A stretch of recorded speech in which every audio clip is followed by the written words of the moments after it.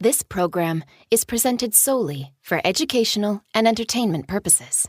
It contains mature adult themes. Listener discretion is advised. Welcome to Forbidden Fruit, the Forbidden History Podcast Extra. In our last episode, we heard about the tragic story of the Romanovs, the Russian royal family brutally murdered by the then newly empowered communist Bolsheviks.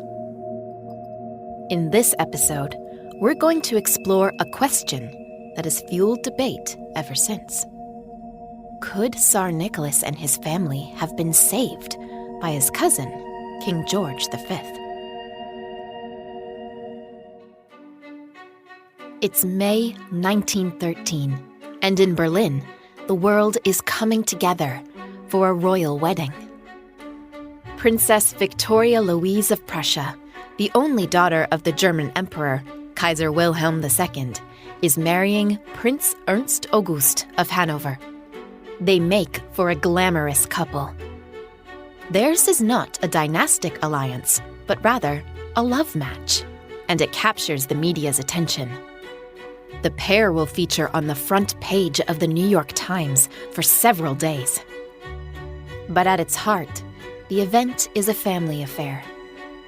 European royalty, connected through their family ties, flock to Berlin for the occasion. Wilhelm II greets his cousins, the British King George V and the Russian Tsar Nicholas II, and a carriage procession parades them through the city to an adoring public. It is hard to imagine that in only the following year, George and Nicholas would be at war with their cousin Wilhelm. And by the war's end, the trio's fates would be drastically different. George V's reign would continue, setting the foundations for the most successful monarchy in history. Wilhelm II, however, would be forced to abdicate after the German losses of World War I, and would live out his days in exile in the Netherlands. Nicholas II would also be forced to abdicate, but he and his family, including his children, would be brutally murdered. Since then, the charge has been leveled at George V that he could have saved his cousin, that he could have offered him asylum in Britain, but that he callously abandoned him. It has only been in recent years that the truth has come to light. Now, it's 1917, and the First World War has been raging for 2.5 years. Britain and Russia are allied against Germany, but Russia is performing poorly. Much of the blame is placed on Tsar Nicholas II himself, and in March, he is forced to abdicate the Russian throne.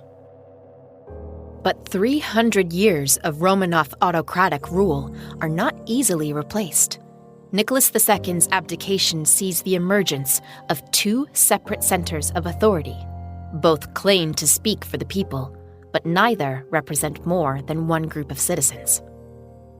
Officially, in the wake of the revolution, power is held by the Provisional Government, a collection of high-minded Democrats.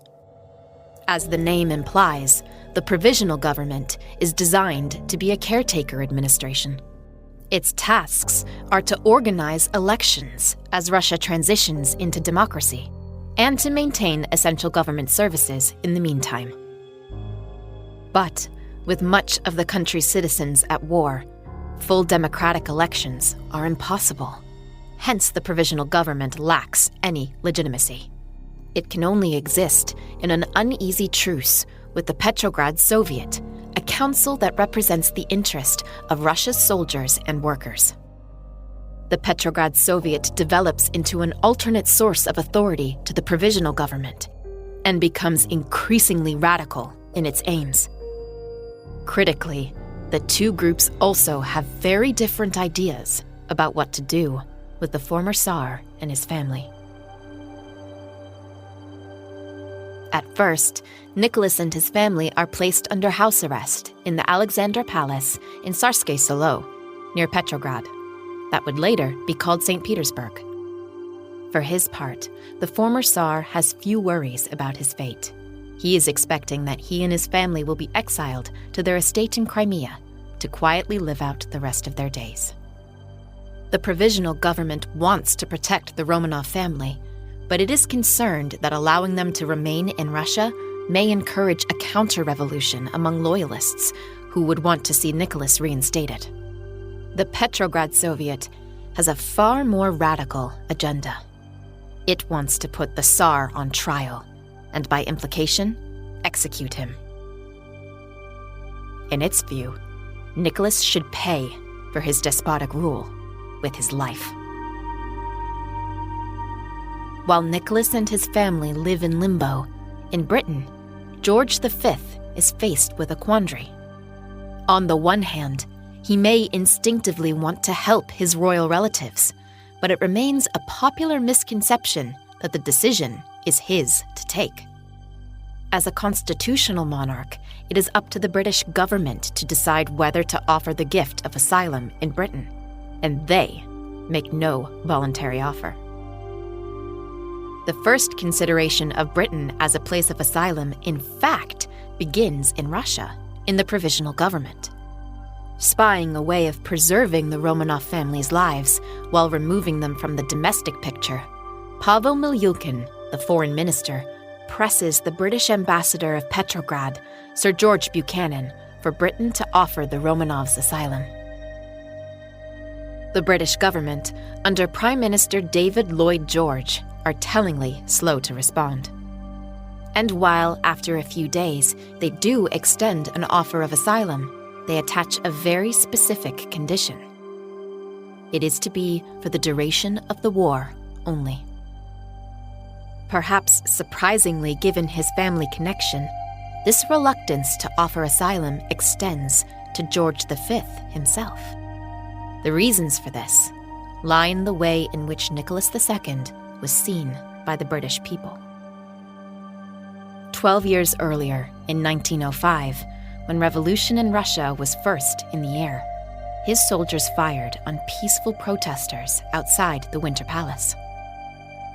The resulting massacre earned the Tsar the nickname Nicholas the Bloody, or Bloody Nicholas, and a reputation in Britain as a despotic ruler.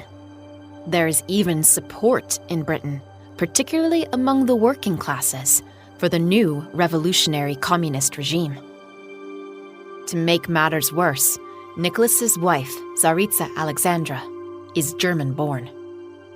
At a time when Britain is at war with Germany, even the British royal family is concerned about its German heritage, so much so that they change their own surname from the German-sounding Saxe-Coburg-Gotha to the quintessentially British-sounding Windsor. And so, the idea of having a seemingly brutal tyrant and his German-born wife take up residence in Britain, in the heart of the First World War, is fraught with difficulties. Not to mention the underlying threat to British power of some citizens even supporting the anti-monarchy, pro-communist revolution in Russia. And so, soon after the offer of asylum is made, it is withdrawn, the risk being deemed too great. An alternative asylum location is then urgently searched for. Norway and Sweden offer help with an evacuation, but refuse to take in the Romanovs, and neutral Denmark is deemed too close to Germany. France and Switzerland point-blank refuse to take them in. Even the Tsar's European relatives take a less than sympathetic line.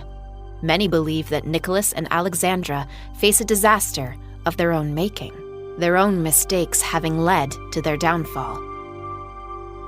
They have endangered the positions of royal families throughout the continent, and they should sort out their own mess.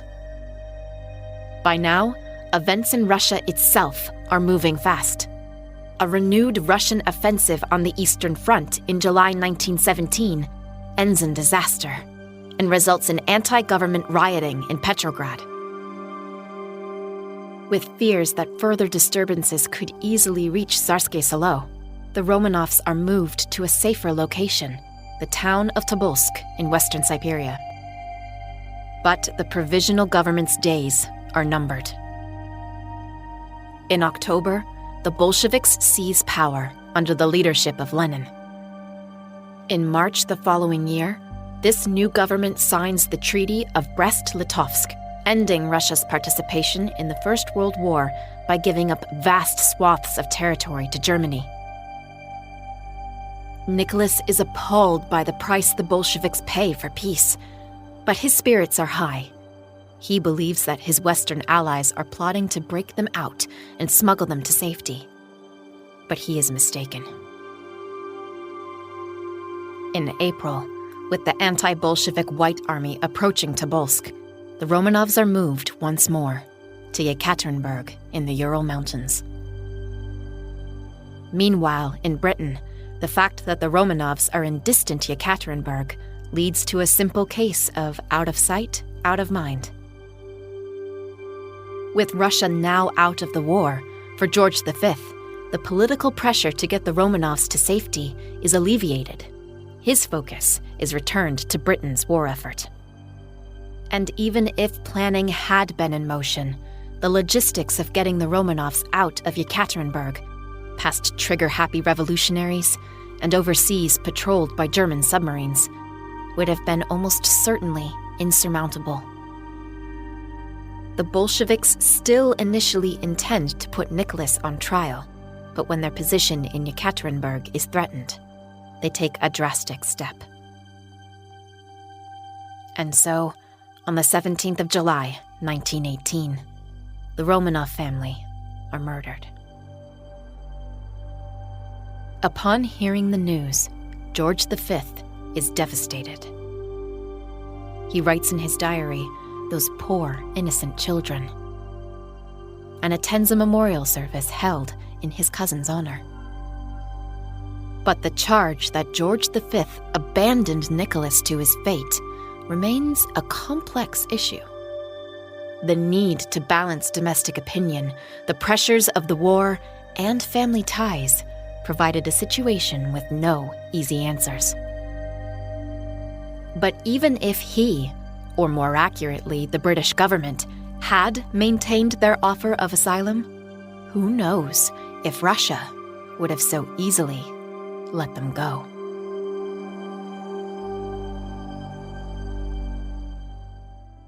This is an audio production by Like a Shot Entertainment, presented by Bridget Lappin. Executive producers Danny O'Brien and Henry Scott. Story producer Maddie Bowers. Assistant producer Alice Tudor. Thank you for listening.